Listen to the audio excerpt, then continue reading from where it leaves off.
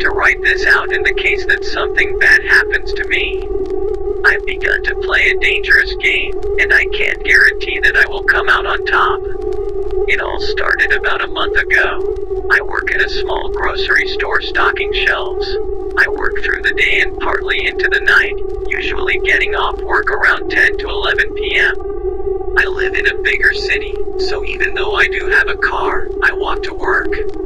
My workplace is only a little over a mile from my apartment, so it's probably quicker to walk anyway with the way traffic is, plus it gives me a little bit of exercise. For context, I am a smaller guy. I stand about 5 feet 6 inches, and weigh around 140 pounds. I wouldn't consider myself particularly attractive either, but I suppose that's not all that a stalker looks for when picking a victim.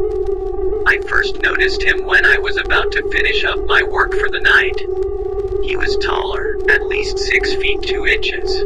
He wore baggy clothing, so I couldn't really put a good estimate on his weight, but he had to be at minimum 220 pounds. White, probably mid-40s, he also donned a baseball cap.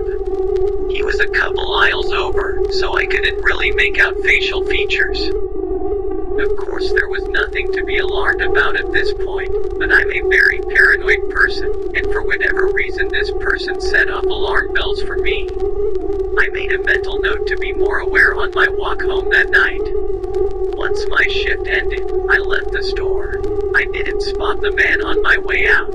After I had traveled a couple blocks, I pulled out my phone and took a selfie. I didn't do this to post to social media, or to send to a friend. No, I used this selfie as a way to get a view of what was behind me without looking suspicious. After looking around in the photo and zooming in, my heartbeat quickened. The man from the store was there. He was quite a distance behind me, but he was there. I couldn't be absolutely certain it was him, because I had to zoom in so much that the photo became pixelated, but if I had to put money on it I wouldn't think it could be anyone else. I began to pick up my pace. The roads were still busy, so I wasn't afraid I would be assaulted there in the streets, but if someone was following me I didn't want to lead them back to where I lived. A few blocks from my apartment was a crosswalk, the only one I needed to cross to get home, so I knew if I could beat him across there then I would easily be able to lose him. After I made it past the crosswalk I pulled out my phone and took another selfie. In the background down the previous street, he was still there. Unless he risked getting run over though, he wouldn't be able to catch me tonight. When I made it home my heart was still beating out of my chest, even though I knew I was safe. I should have called the police right then, told them about what had happened. They could have taken a look at the store cameras and possibly identified the man. I could ask my boss to switch me to day shifts, to avoid a situation like this again. Those are things I should have done, but I didn't. I had never thought of myself as an adrenaline junkie, but this experience had awoken something in me I didn't know existed. I don't know what this man wants from me. At this point it was still quite possible that I was simply overly paranoid, and the man was simply making his way home as I was. Oddly, part of me hoped that wasn't the case. Whatever this was, I didn't want it to end yet, but I also have no intentions of being a victim.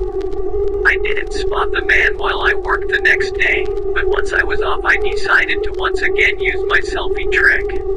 It turns out my new friend would once again be joining me on my walk home. Much like the previous night I quickened my pace. I still didn't want him to know where I lived, at least not yet. Once again I managed to lose him at the crosswalk, but he had certainly gotten closer this time. Over the next 2 weeks this game played out much the same, with him inching closer each time, until finally he made it past the crosswalk. I'm sure he saw where I lived that night, the first time he made it past the crosswalk, but he still hadn't made his move yet. He wasn't the only one making progress, though. I had begun prepping myself as well. It's incredible the things you can buy online nowadays. My first investment was a taser. I carried this on me on my walks home. just in case he tried to pull anything outside my apartment, but since he follows me on foot, it's my belief that he won't try anything until he's inside my home. So naturally, my next move would be to booby trap my apartment. I live alone and don't get any normal visitors. Even the landlord never bothers me as long as I pay my rent. So, setting up traps in my apartment wouldn't be a danger to anyone except my stalker, and potentially myself. The first trap I set is by far the most simple. A makeshift tripwire just inside my front door. It's not connected to anything complex, as its name suggests. It is just there to trip my friend over, or at least make him stumble. It won't do any extensive damage, but should it work it would at least alert me to my stalker's presence. The next trap is also simple, but perhaps a bit more cruel.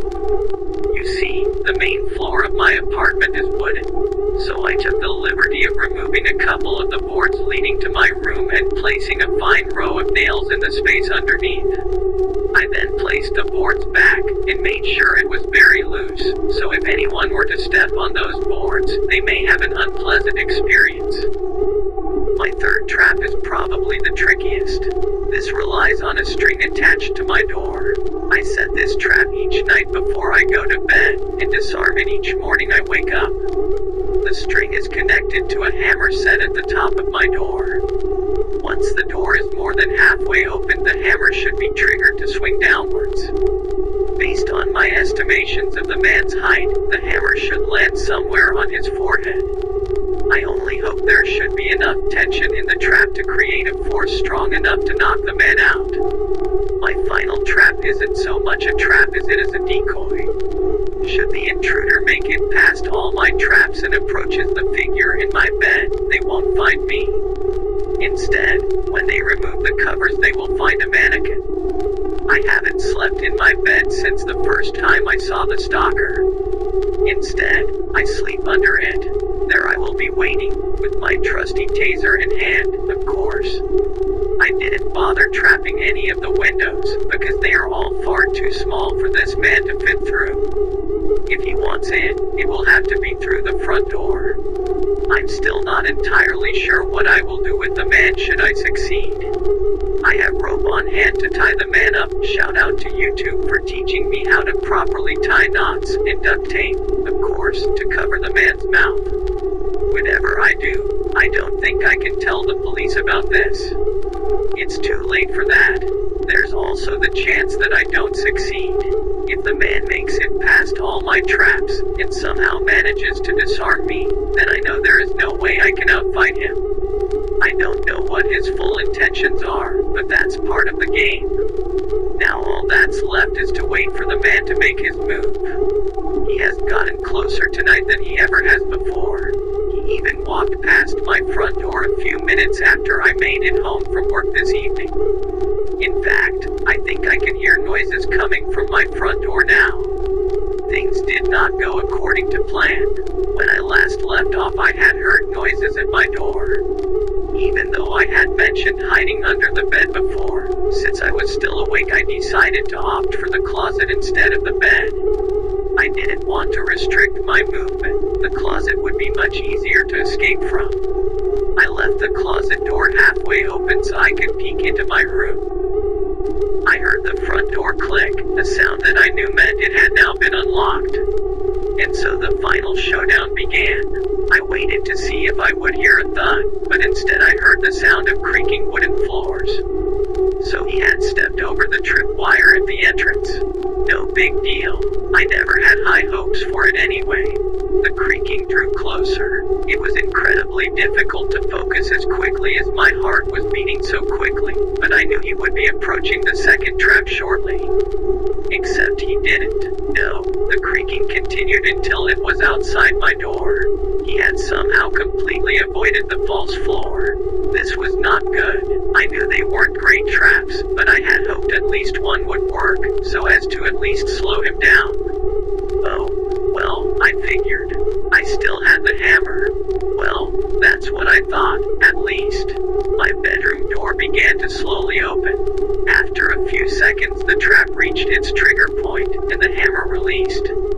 What I I didn't hear, however, was the sound of a hammer connecting with flesh.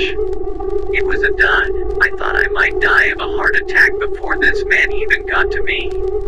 Everything up until this point had been a complete failure. Why not add my heart to that list as well? From the darkness of my closet I saw the man enter my room. He began to move towards my bed.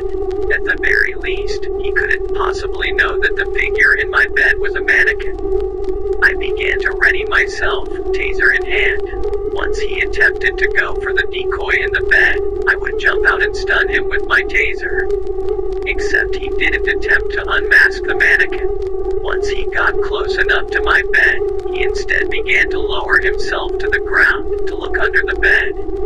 I didn't question why he was doing this, but instead seized the opportunity.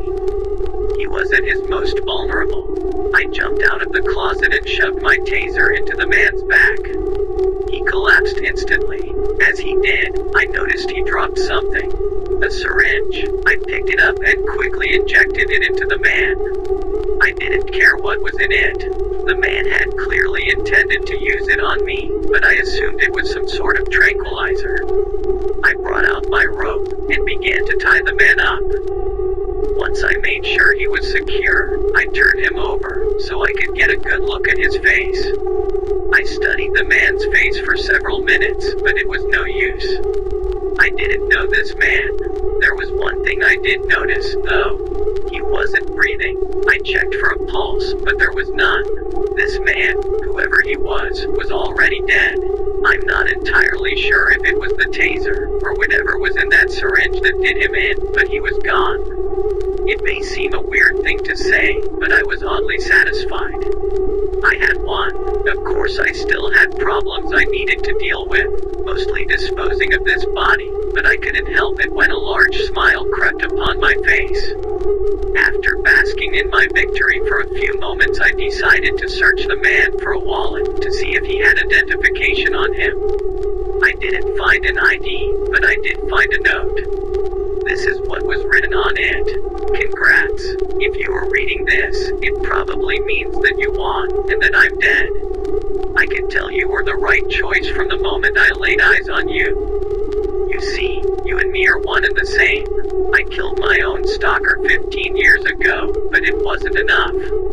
You will have that craving soon enough, too. Even if you killed me, you have much to learn. Did you think I didn't know about the traps? What do you think I did while you were at work? Learn from your mistakes, and you may have a long life ahead of you. That was it. Of course he had known about my traps. How could I be so stupid to think that he wouldn't break into my apartment while I wasn't home? The only thing that had saved me was my last-second decision to go into the closet instead of under the bed. He was right, though. We were the same. I knew at the moment I saw he was dead. I still could have called the police. It was self-defense, after all. But no, the first thought that came to my head was how I would dispose of the body. I have enjoyed all of this too much. There was no way I could just simply go back to my normal life of stocking shelves. My life had no purpose before, but now I have something to live for, and potentially die for. As I have said, I am not a big guy. So, to be successful I need to be smarter, much smarter. If I'm to believe the note, this man had been doing this for 15 years, yet he lost to me. I can't let that happen to me. I will be better. The last thing I did was pick up the man's hat and adjust it to my size, and place it on my own head. Perfect. A trophy of sorts, I guess you could say. Now, it's time to go. I have a lot of work to take care of in front of me, literally. My new life has only just begun.